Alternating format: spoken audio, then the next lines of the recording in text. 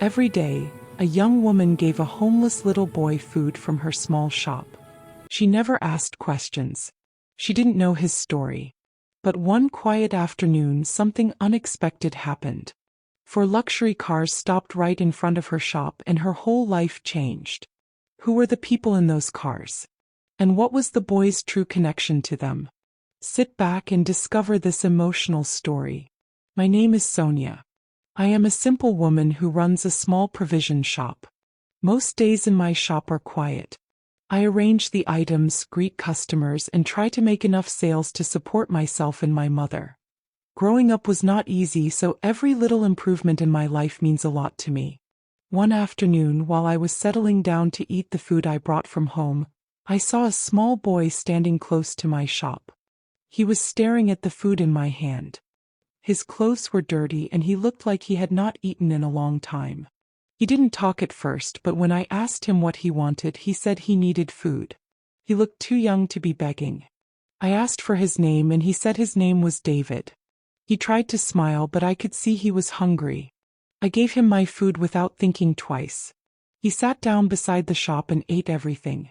The way he ate made me think about my childhood. My father walked out on my mother and me when I was still very young. My mother struggled every day to feed me. We had no help, no support. I still remember nights when she cried because she had no idea how to take care of us. Watching David reminded me of those days.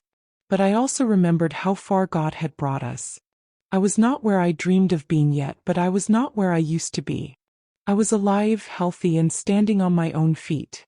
Seeing him there made me feel both grateful and sad at the same time.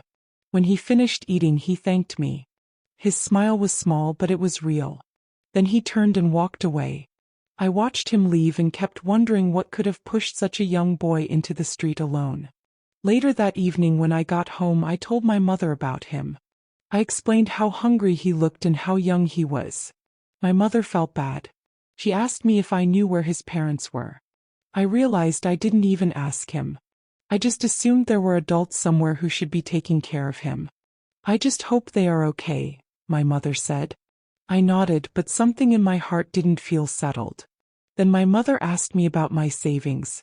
For the past 3 years, I had been saving for my modeling dream. It was something I had always wanted to do. I was getting closer to the amount I needed. I told her I had a strong feeling that I was almost there. Very soon, I hoped I would finally travel and start my modeling career. That night, I laid on my bed, but I couldn't sleep well. I kept seeing David's face. The way he held the plate. The way he ate without looking up. The way he thanked me with that tired smile. I wondered if he was safe. I wondered if he had eaten again. I wondered if someone somewhere was looking for him. Before sleeping, I said a simple prayer for him. I asked God to watch over him. The next morning when I opened my shop, I kept thinking about David. I tried to focus on my work, but my mind went back to him again and again. I didn't know if I would see him again. I didn't know anything about him. But I cared. Hours later, while I was attending to customers, I saw him again.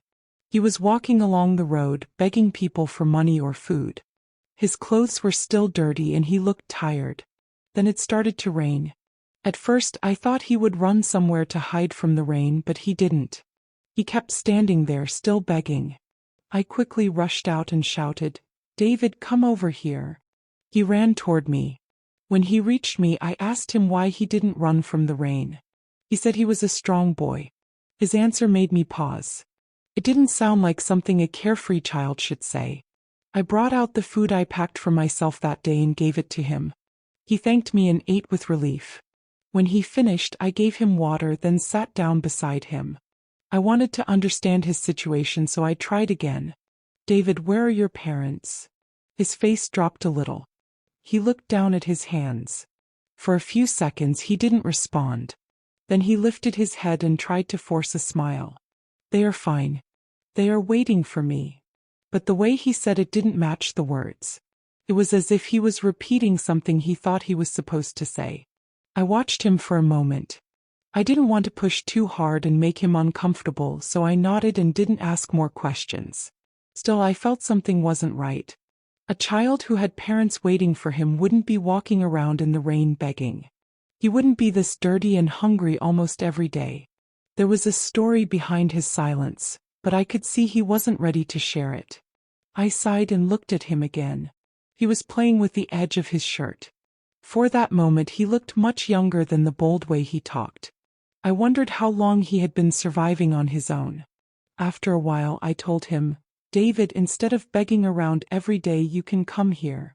When you are hungry, just come to my shop. Don't stay on the street." He looked up quickly. "Every day?" His eyes opened wide like he couldn't believe what I said. "Yes," I replied. "Come here and eat. You don't have to beg." He nodded fast, almost as if he didn't want to lose the offer. "Thank you, Auntie," he said, smiling in a way that felt genuine this time. When he walked away that day, I felt something shift inside me. I didn't know it yet, but this small boy was about to change everything in my life. David started coming to my shop every morning just like he promised. I usually opened early and he was always there a few minutes after, standing quietly at the door with that small, polite smile he had. I would hand him food and he always said thank you before eating. He never rushed and he never begged me for anything extra. He just appreciated whatever I gave him. Even though I told him several times that he didn't need to help me, he kept insisting. Before I knew it, he had made it a daily routine. He swept the front of the shop, arranged the chairs, wiped the counter, and carried small loads for me when customers bought things. He didn't act like someone trying to impress me or someone desperate. He simply did it with a quiet, sincere heart. His presence brought a kind of calmness. Customers liked him immediately because he was respectful and gentle. Some even asked if he was my son, and he would smile shyly and shake his head. I noticed he didn't talk much, but he listened carefully whenever I spoke. That made our little conversations feel meaningful, even when they were short. But as the days went by, I also noticed something else. A kind of sadness he tried to hide behind his small smiles. Sometimes when I turned around suddenly, I caught him staring into space like he was thinking about something heavy. Other times he would stop talking completely when certain topics came up. It became most obvious whenever I asked simple questions about his home. "David, where do you stay?" I asked one morning while arranging goods. He froze for a moment, his hand still holding the broom. He didn't look at me. "I stay around," he said, forcing a smile. "Around where?" I asked gently. He shifted from foot to foot, clearly uncomfortable. "I just stay around," he repeated, this time more quietly. I could tell he didn't want to talk about it, so I didn't push. Still, something in his tone stayed with me. It wasn't just shyness. There was fear mixed in. But even with the hidden pain he carried, I couldn't deny that his presence brightened my days. The shop felt warmer when he was around. He helped without complaining.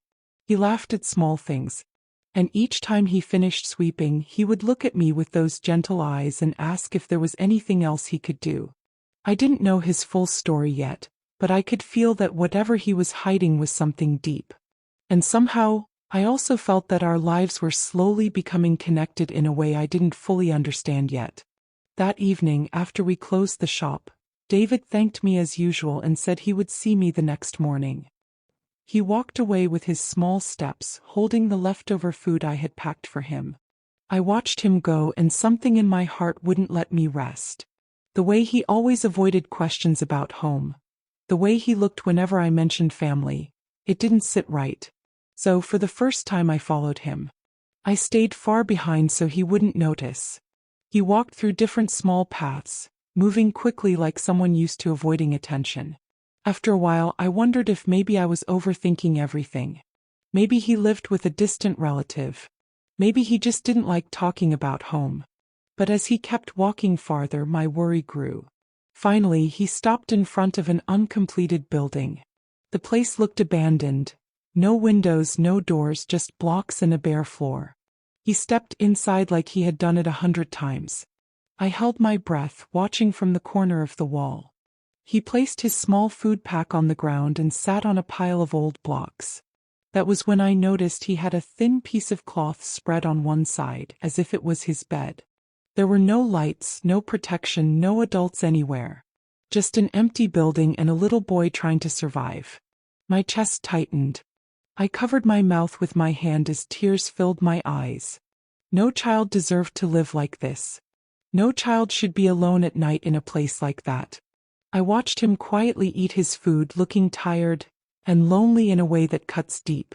I stepped back before he could see me. I didn't want to embarrass him or make him feel watched. As soon as I reached the main road, the tears came freely. I couldn't stop crying. Every image of him sitting alone in that dark place replayed in my mind. It broke something inside me.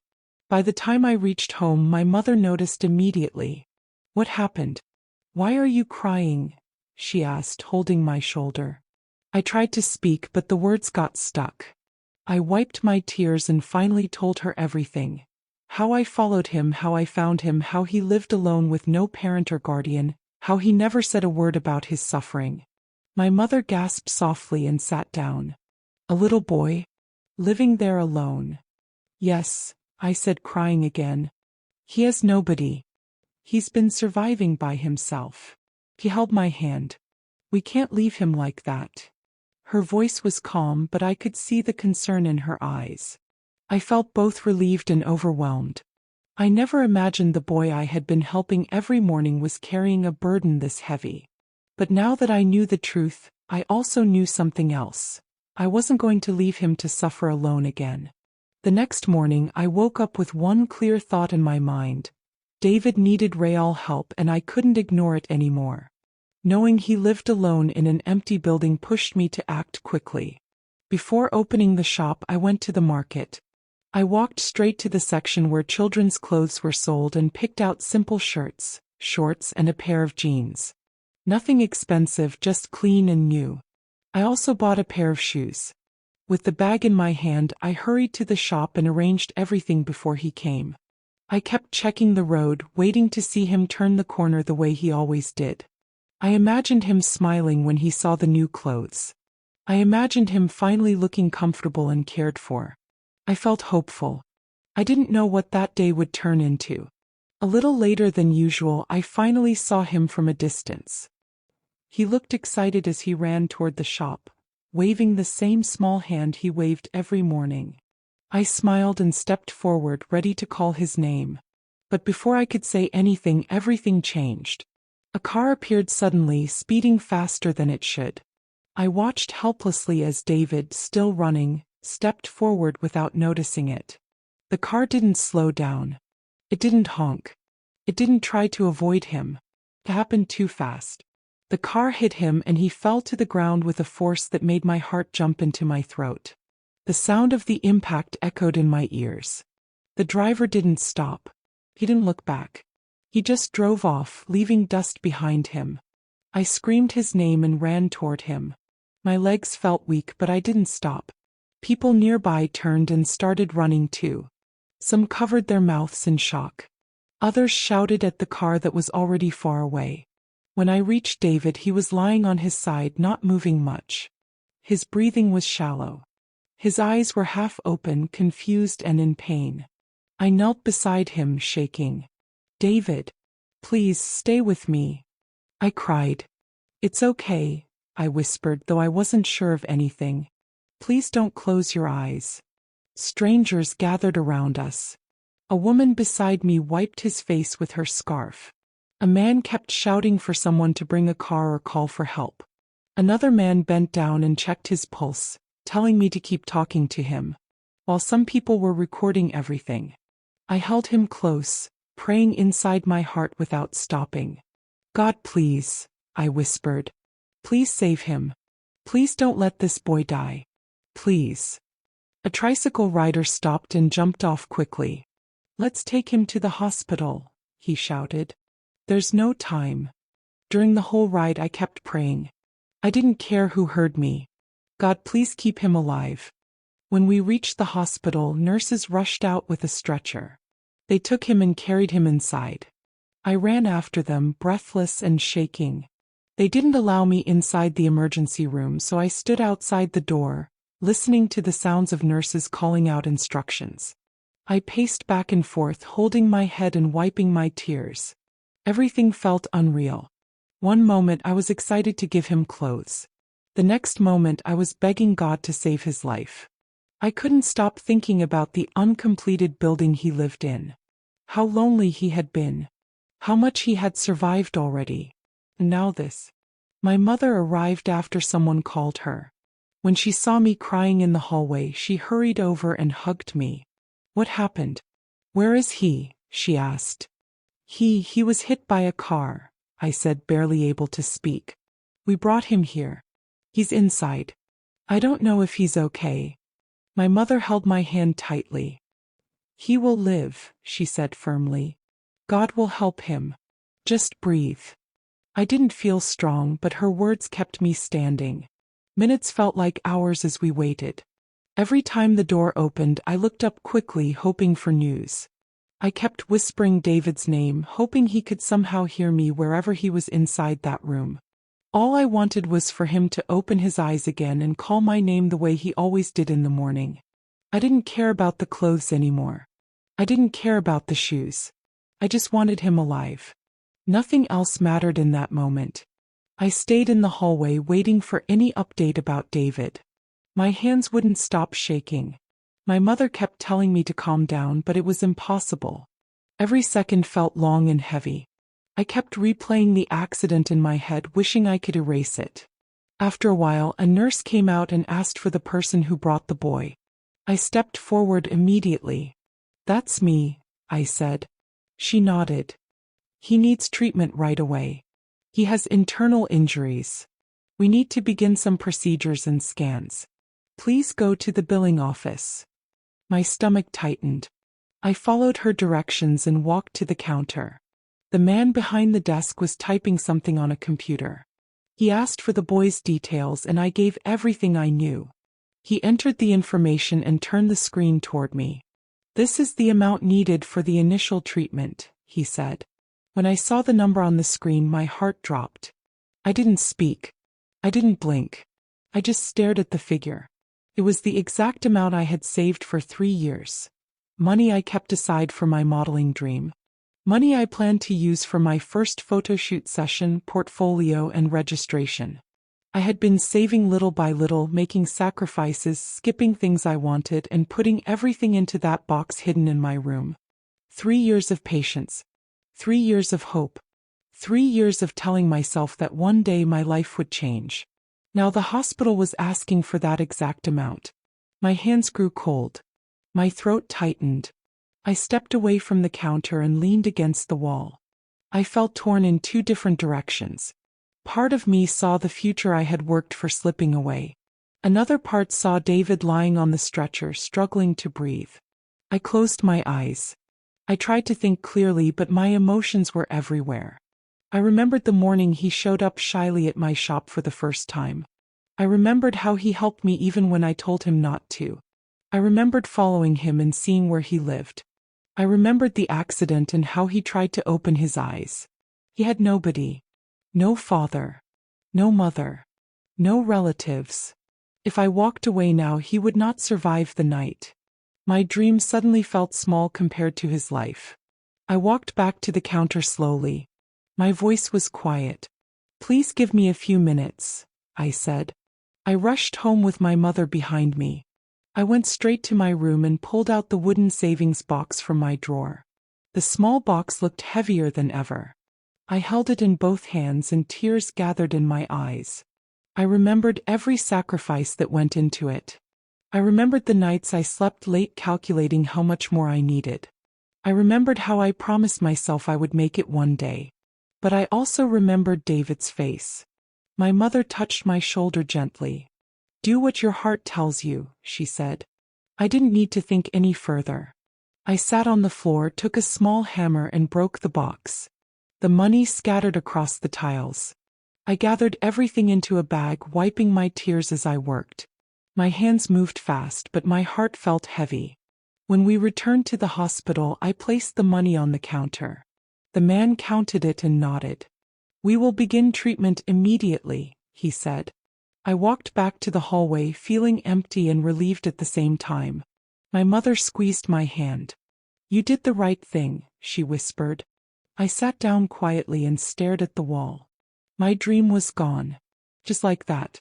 The years of saving, all gone. But surprisingly, I didn't regret it. Not even for a moment. Because if that money could save David's life, then it had found a better purpose. I leaned back and closed my eyes, exhausted. I didn't know what would happen next, but I knew one thing for sure. I would rather lose my dream than lose him. And even though it hurt, I was at peace with my decision. The next morning, I arrived at the hospital early. I barely slept during the night. My whole body felt tired, but I didn't care. All I wanted was to see David awake and breathing on his own. When I entered the room, he was still lying there, eyes closed, with small tubes attached to him. The sight made my chest tighten. I pulled a chair closer and sat beside him. I took his hand gently. It felt warm, and that gave me a little comfort. I stayed there quietly for a while, just watching him. I thought about everything that had happened. The accident. The operation. The money. The fear. The prayers. It was a lot, but I didn't regret any decision I made. After some time, I bowed my head and started praying again. My voice was low and the room felt calm. God, please heal him, I said. Please give him strength. Please let him wake up. He has been through enough. Help him recover. I kept talking to God from my heart. As I prayed, I didn't expect anything to happen immediately. I only wanted God to hear me. Then I heard a small voice say, "Amen." I lifted my head quickly and looked at David. His eyes were half open and he was looking at me weakly. For a moment I froze. Then I jumped up from the chair. "David, you're awake," I said. I ran out of the room and called for the doctor. "Please come. He's awake." The doctor followed me back inside and checked him carefully. He asked David some simple questions and David responded slowly but clearly. The doctor nodded and said he was stable enough to continue recovering. When the doctor left, I sat beside David again. My eyes were wet, but I tried to keep myself calm. I held his hand gently. "David," I said, "you scared me." He looked at me and gave a small smile. "Thank you, Auntie." "You're safe now," I replied. "You're going to be fine." After a week in the hospital, David was finally getting better. The doctor walked in for his morning rounds, checked his vitals, listened to his breathing, then smiled. "You're a strong boy," he said gently before turning to me. "We'll observe him for 2 more nights. If everything stays stable, he should be ready for discharge." Relief washed through me. "Thank you, doctor," I said, smiling gratefully. I turned to David, happy and excited for him, but he didn't look happy. He just nodded quietly, his eyes dropping to his hands. After some time, the room became quiet again. David looked at me with a serious expression. I knew it was the right moment. "David," I began, "I know you don't have any parents." He stared at me, confused. "How did you know?" I took a deep breath. "I followed you. That day when you closed the shop and walked away, I followed you secretly. I saw where you were living." His eyes widened. He looked embarrassed and sad at the same time. He lowered his head and I could see he didn't know what to say. "You don't need to hide from me," I continued gently. "You're a child. You shouldn't be living alone like that. It's not safe. And it's not right." He didn't respond, but he squeezed my hand slightly. "I'm not angry," I said. "I just want you to be safe." He looked up again slowly. "Where will I go now?" he asked. "You will stay with me and my mother," I said with no hesitation. "You don't have to worry anymore. You won't go back to that place. You're coming home with us." His face changed instantly. The sadness disappeared. His eyes brightened in a way I had never seen before. Before I could say anything else, he opened his arms and hugged me tightly. "Auntie, thank you," he said. "Thank you so much." I hugged him back. I didn't hold back my tears this time. I wanted him to know he was not alone anymore. He had someone now. He had a home. He had a family. After he let go, he laid back on the bed, still smiling. I stayed with him for the rest of the day. I brought him food, helped the nurses when needed, and made sure he felt safe. My mother visited in the evening and talked to him too. She treated him like he was already part of our family. I could see the relief on David's face. That night as I left the hospital, I felt something different inside me. It wasn't worry. It wasn't fear. It was peace. David was alive. He was recovering. And from now on he would never be alone again. He had a home waiting for him. And I was ready to protect him with everything I had. The day David finally moved into our house felt like the beginning of something new, something peaceful. My mother opened the door with a wide smile. She pulled him into a gentle hug and said, "Welcome home, my son." David froze for a moment as if the words were too heavy to believe. Then he smiled shyly and whispered, "Thank you, Ma." The moment he stepped inside, he walked like he was entering a palace. He kept touching the walls lightly, observing the chairs, the curtains, the framed photos. Everything. It was as if he wanted to make sure none of it would suddenly disappear. That first evening he followed me everywhere. If I moved to the kitchen, he followed. If I went outside to spread clothes, he stood beside me quietly. When I sat, he sat too, hugging his knees. He didn't say much, but the relief on his face spoke louder than words. You could tell he was still afraid someone might tell him it was all temporary. My mother tried to make him comfortable. She prepared rice and stew and gave him the biggest piece of meat. Watching him eat made my heart ache. He ate slowly, politely, like someone who wasn't used to having enough. After dinner, he helped me pack up without being told. Every few minutes he would say, "Thank you, Auntie Sonia. Thank you for helping me. Thank you for bringing me here." I kept telling him he didn't have to thank me every second, but he would still look at me with those grateful eyes that made the whole sacrifice worth it 1,000 times. The nights were the hardest for him at first. He woke up twice crying quietly, thinking we would chase him away for disturbing us. I sat beside him, rubbed his back, and told him, "You are safe here. Nobody will ever send you away again." He relaxed slowly, breathing deeply, as though he had been waiting years to hear those words. Days passed and life began to settle into a new rhythm. He became a bright spot in the house, sweeping before anyone woke up, helping my mother without being asked, making us laugh with his innocent questions. Sometimes he prayed aloud, thanking God for bringing him a real family.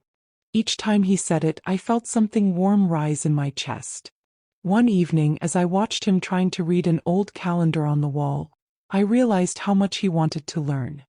His eyes followed each letter with determination, even though he struggled. School fees were still beyond my reach for now, but I refused to let that stop him completely. So I picked up an old notebook and began writing simple words. A, B, C, showing him how to pronounce each one. To my surprise, he learned fast. He repeated every word with excitement, clapping for himself each time he got it right. Teaching him became our new routine. Every evening after chores, we would sit outside under the fading sunlight, notebook between us, and go through letters, numbers, and simple sentences. "Education will open doors for you," I told him one night. He nodded seriously like a grown man making a promise. "I will learn everything, Auntie Sonia. I want to make you and Grandma proud." Grandma. That's what he now called my mother. And she loved it. Even though money was tight and my modeling dream felt like it had floated far away from me, I didn't regret any of it. When I looked at David laughing in the yard or concentrating on his writing, I knew that something greater had happened. Maybe life had taken my dream, but it had given me a purpose. One that filled my heart in a way even modeling never did. Our home wasn't rich, but it was peaceful. And for the first time in a long time, I felt like God was rebuilding my life piece by piece. Not the way I expected, but in a way that made sense. David had a home. And I had a new beginning. A beginning I didn't see coming, but one I was grateful for every single day. It happened on a Thursday afternoon. I was arranging drinks on the shelf when I heard the sound of engines. Not one, but several. 4 cars pulled up in front of my shop, shiny enough to reflect the entire street. People began gathering, whispering. I stepped outside, confused and a bit nervous. Before I could say a word, the doors flew open. A man in a crisp shirt and trembling hands jumped out of the first car. He didn't look around or ask questions. He ran straight toward David, who had been washing plates in a bucket behind the shop. "David!" the man shouted, his voice cracking. David looked up, startled. When the man reached him, he dropped to his knees on the dusty ground, grabbed David's hands and held them tightly. Tears streamed down his face as he whispered, "My son, oh my son. It's really you." Everyone watching gasped. I felt my breath catch. David froze, eyes wide, confused and scared. He pulled back a little, staring at the stranger kneeling in front of him. The man lifted his face, eyes filled with desperation. "I'm your father," he said softly. "I've been searching for you for years." My heart thudded painfully. David's father? But David always said he had no one. He believed he had no parents alive. I took a step closer, trying to understand. The man turned to me. "Are you the one taking care of him?" he asked, his voice shaking. I nodded slowly. He stood up, but only halfway. His legs seemed too weak to carry him. "Thank you," he said, bowing his head. "Thank you for keeping my son alive. Thank you for giving him a home." David looked at me, seeking reassurance, then back at the man. "My father," he whispered. The man swallowed hard and brushed tears from his face. "Yes, David. I'm your daddy." His voice broke again. "I lost you. I lost everything." He motioned to the men behind him, who stood respectfully near the cars. They brought out a small bag, old and worn. The man opened it and pulled out a photograph. An almost faded picture of a smiling woman holding a newborn baby. "This was your mother," he said, showing it gently. "She died the day you were born. The only picture I have of you both together is this one." His fingers trembled as he held the photo. "I promised her I would protect you, but life was cruel." He took a shaky breath and continued. 4 years ago we were in a terrible accident. Another car hit us and pushed us off the road. When I woke up, you were gone. They told me your body wasn't found. They told me to accept that you died." He pressed his hand against his chest as though the memory still crushed him. But I couldn't. I kept searching. Every day. Every year. I never stopped. Tears rolled down David's cheeks silently. I knelt beside him, placing a hand on his back. He leaned toward me, overwhelmed. The man wiped his eyes, trying to steady himself. "Last week someone sent me a video. A little boy who had been in an accident. They said he looked like my late wife. They said he might be my son." His voice softened. "When I watched it, I knew instantly. I knew it was you, David. I went to the hospital and they told me where to find you." He reached out again, more carefully this time. "I came as fast as I could." David stared at his father for a long moment. His small chest rose and fell rapidly, as though too many emotions were fighting inside him. Fear, disbelief, hope. Then slowly, very slowly, he stepped backward, holding me tight. "I don't remember you," David whispered. But are you really my daddy?" "Yes," he murmured into David's hair. "I'm your father. And I will never lose you again." The entire street watched in silence. Some people cried, some prayed under their breath. I felt tears rising, too hot and uncontrollable. This was the reunion David never imagined. The father he thought he never had. The family he believed was gone. David held my hand so tightly that my fingers began to hurt.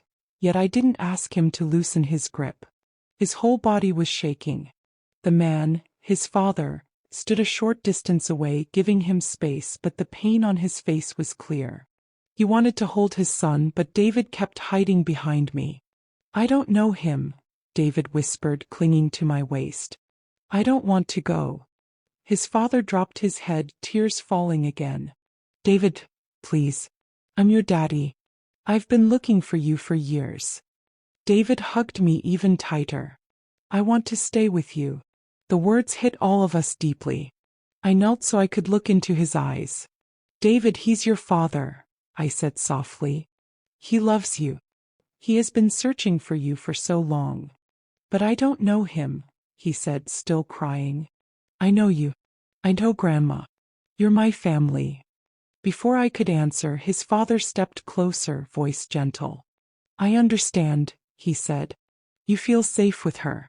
You trust her. I don't want to force you to come with strangers. He looked at me, eyes broken but hopeful. Please, can you come with us for a while? Just until he feels comfortable? He listens to you. He needs you to help him understand. My mouth went dry. Go with them? Leave my shop? Leave everything I was used to? I didn't know what to say. David's hand tightened around mine as if he was afraid the moment I spoke, he would lose me too. I don't know, I admitted. Please give me some time to think, I told him. He nodded immediately. Take all the time you need. I'll wait for your call. He got back into one of the cars, his men following, and they all drove away. David didn't calm down until the cars disappeared from sight. He hugged me and cried softly. When we got home, I sat down with my mother and told her everything. What the man said, how David reacted, how confused I felt.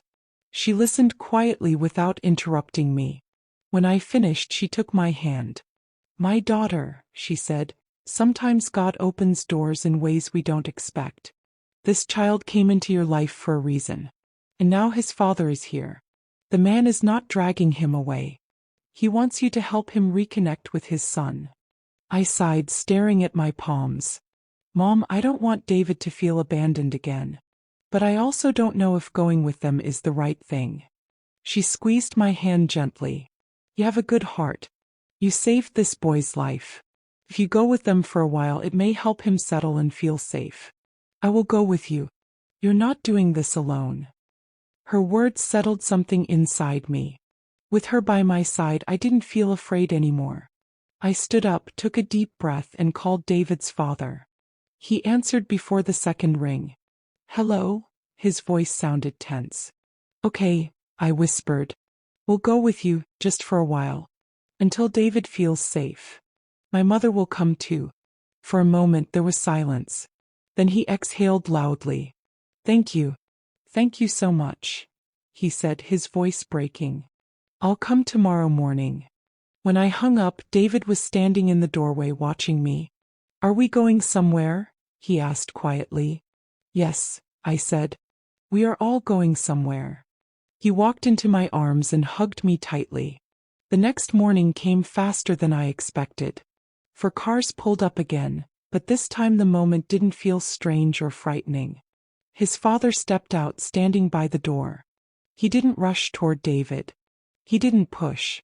He simply nodded, showing respect for the space David needed. David looked at him, then at me. You're coming with me? He asked again. Yes, I said. We're all going together. My mother smiled softly. Let's go, my child. David held both of us and slowly allowed himself to walk toward the cars.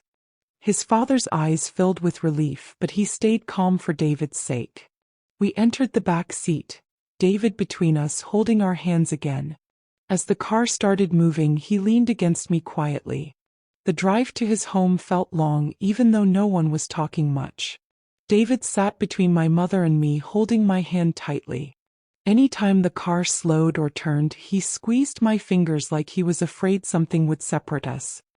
His father sat in front, glancing back every few minutes, trying not to look too desperate, but it was clear he was fighting the urge to pull his son close. When the cars finally stopped, David leaned forward to look through the window. His eyes widened. The house was big, far bigger than anything he had ever known. The walls were bright, the compound clean, and guards stood quietly by the gate. Everything looked peaceful, like a life he never imagined belonged to him. But instead of excitement, fear washed over his face. He held my arm and whispered, "Please don't leave me." "I'm not leaving," I said softly. "I'm right here." Just then the front door opened and a woman ran out. She looked older, maybe in her late 50s, and the moment her eyes landed on David, she froze. Her hand went to her mouth. Oh God, David," she cried. Before anyone could say anything, she ran to him and knelt. Tears streamed down her face as she held his hands carefully, like she was touching something precious and fragile. "You're alive," she sobbed. "You're alive, my child." David stepped back slightly, unsure. He didn't know her. But she didn't force a hug. She just cried, smiling through her tears. His father walked closer and placed his hand gently on her shoulder. "He doesn't remember," he said softly. "Give him time." She nodded quickly, wiping her face. "Of course. I'm just so grateful he's here." She looked at me next, and for a moment she studied my face. The worry, the tiredness, the protective way I held David's hand. "Thank you," she whispered. "God bless you." David slipped behind me a little, still shy. I bent down and touched his shoulder. Inside the house, everything was spotless. The living room was large, with family pictures on the wall.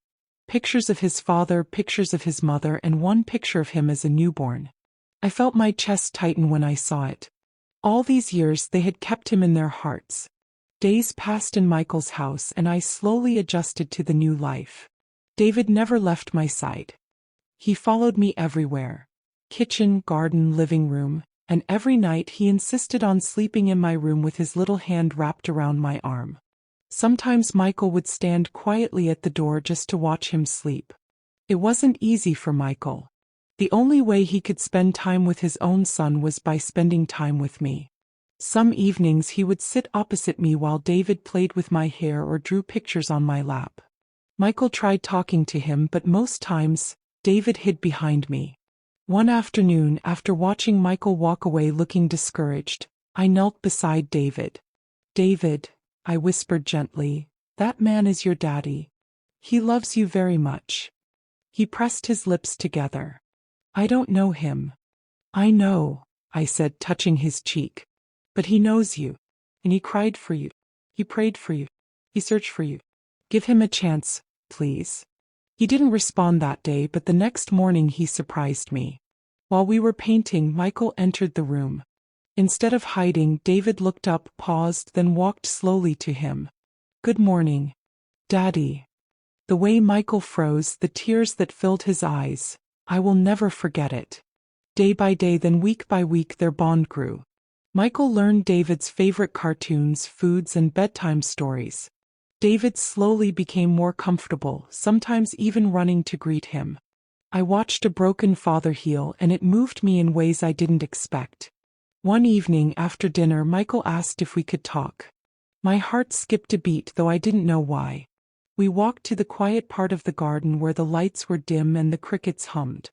"I wanted to ask you something," he began softly. "What do you need? For yourself?" I didn't know how to answer at first. I wasn't used to someone asking me that. But I finally said, "I just want my mother to be settled and fine. If she's okay, then I'm okay." He nodded slowly, then smiled in a way that made my chest warm. "I heard something about you today." I was confused. "What did you hear?" "That you used your entire savings. The money you worked 3 years for. The money meant for your modeling dream." My heart jumped. "How did you know that?" He smiled again. "Your mother told me." I looked at him in shock. "She told you?" "Yes," he said, voice thick with emotion. He shook his head. "Sonia, why would you do that for a child you didn't even know?" I looked down. "Because I know what it feels like to be helpless. I was once in that position. My mother and I struggled a lot. Someone helped us and God brought us through it. So when I saw David, I just did what I wished someone had done for me." He watched me for a long moment, then whispered, "Thank you for loving my son when I wasn't there to do it." "It's okay," I said quietly. "David is special." From then on, we spent more time together. Long conversations, shared meals, walking around the compound while David played nearby. The more time I spent with him, the more I noticed things about him. His kindness, his patience, the gentle way he spoke to his staff, the humility in the way he prayed, his laughter, his sincerity, and something inside me started shifting in a direction I didn't expect. My mother noticed before I did. One evening while brushing her hair she said, "Sonia, do you love Michael?" I almost dropped the comb. "Mama, why would you say that?" She smiled like she was seeing something I didn't want to admit. "Because of the way you look at him sometimes. And the way you speak to him. He is a good man, Sonia. I will not object if there is something between you two." "Mama, please," I said. "He probably doesn't see me that way. I'm just the woman who helped his son. And besides, love is not something we should be talking about now." She didn't argue. She only smiled and said, "Time will tell." But her words stayed in my mind. I found myself thinking about it later that night. Maybe I did like him more than I wanted to admit. But I didn't know if he felt the same, and I didn't want to confuse my emotions. I also had to think about my future. My dreams. My mother. My life. But everything changed 2 days later. Michael asked me to come to his study. I walked in and saw an envelope on the table. He handed it to me with a gentle smile. "Sonia, open it." My hands shook as I tore it open. The words hit me like a wave. "Congratulations. You have been accepted as a talent in the Royal Crest International Modeling Academy." I gasped, covering my mouth. It was the agency. The biggest one. The one I had prayed for. The one I saved for 3 years to attend. My voice trembled. But I didn't apply again." "I don't understand." "It's fully sponsored," he said softly. "Your tuition, accommodation, travel, everything. You deserve it." I stared at him, completely overwhelmed. Why would you do this?" I whispered. He stepped closer, his voice gentle. "Because you gave up your dream to save my son. I know how much this dream meant to you. And I couldn't sit back and watch you give up your dream." My eyes filled with tears as I clutched the letter to my chest.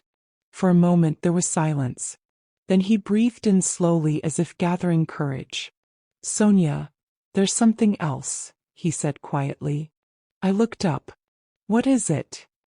He hesitated, then continued, "I didn't want to say anything, but I can't keep pretending. I care about you. Deeply."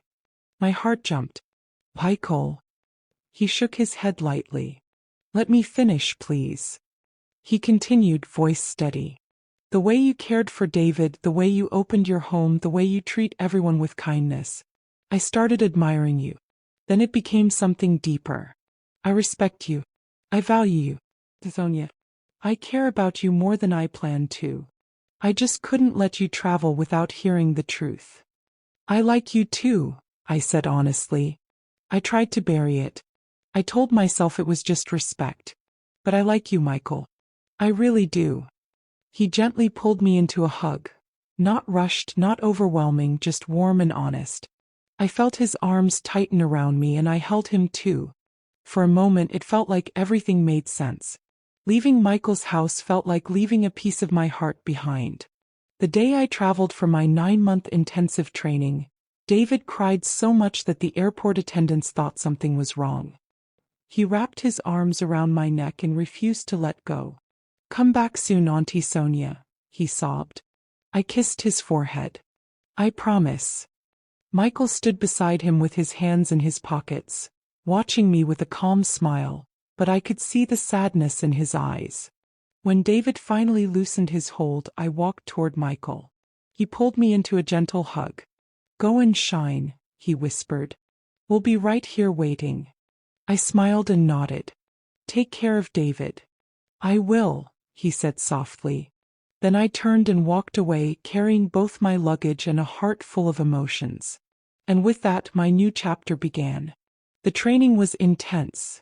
12-hour days, strict instructors, competitions, rehearsals, photo sessions.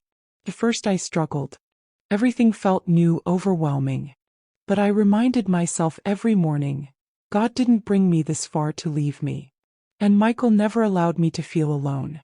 We spoke almost every night. Short calls on busy days, long conversations on weekends. Sometimes he fell asleep with the phone in his hand. Sometimes he sent videos of David doing something silly, drawing me with crooked lines, cooking with the nanny, praying for me in his little voice. God, Please help Auntie Sonia not to fall on the stage. Amen. I would laugh and cry at the same time. David made sure I never missed a moment from home. Michael made sure I never felt forgotten. And my mother made sure I stayed grounded, always checking on me, always reminding me that I was loved. When the 9 months finally ended, I boarded my flight home trembling with excitement. I kept imagining how David would run into my arms, how Michael would smile, how my mama would be proud, how everything would feel. But nothing prepared me for the moment the airport doors opened. David didn't just run, he flew into my arms. Auntie Sonia. Don't ever travel again, he shouted, crying and laughing at the same time. I hugged him tightly, tears falling freely. Michael watched us with the warmest smile, and when our eyes met, something inside me melted. He stepped forward and held my luggage with one hand and my waist with the other, guiding me gently. Welcome home, Sonia, he said softly. Home. That word meant something different now. David held my hand as we walked out of the airport, talking nonstop about everything I had missed. When we drove into the compound, the door opened before I even stepped out, and my mother rushed toward me. "My daughter," she cried. I fell into her arms, holding her so tightly my fingers trembled.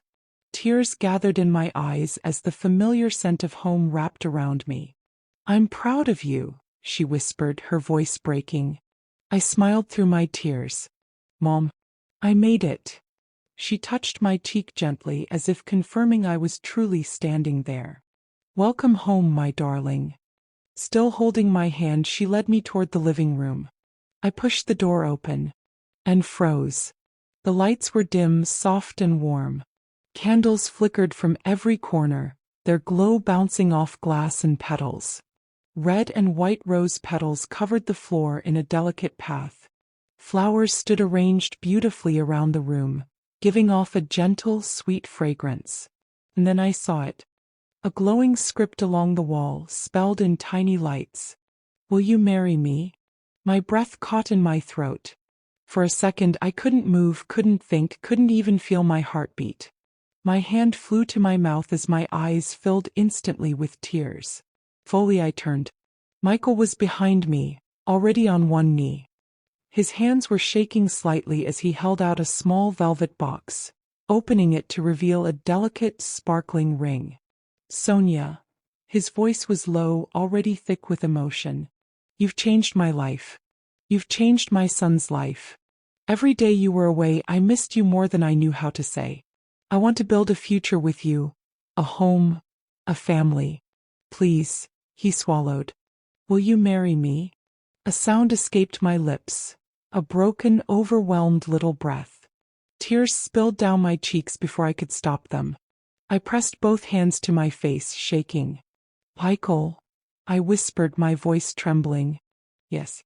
Yes, I will marry you." He pulled me into his arms as David jumped excitedly around us. "She said yes. She said yes. I have a mummy now." Michael kissed my forehead, my tears, my cheeks. I could barely breathe from the joy. David wrapped his tiny arms around both of us. Then my mother stepped forward, tears in her eyes. She hugged me and said, "Congratulations, my darling daughter." Michael wrapped his arms around both of us as my mother and David's nanny smiled behind us, and for the first time, truly, felt like a complete family. My name is Sonia, and this is my grace story, my testimony. I want you to know that if God could rewrite my life the way He did, then He can rewrite yours too. I gave up my dream to save a little boy's life, not knowing that God was preparing a bigger blessing for me. What I thought I lost forever became the very thing God restored in a greater way. His word in Ruth 2 verse 12 became real to me. "The Lord recompense thy work, and a full reward be given thee." Truly He rewarded my work. He restored my dream. He placed me in a loving family. He gave me joy. And He proved to me that nothing done in love is ever wasted. Trust God. Trust His timing. Trust His process. Even when the road is painful, even when the sacrifice feels heavy, remember that God is faithful. One thing I know for sure is that He never takes without giving back better. He never allows tears without preparing joy. He never leads his children astray. Thank you and God bless you. What lesson did you gain from this story? Share your thoughts in the comments. Don't forget to like, share, and subscribe. Thank you for watching.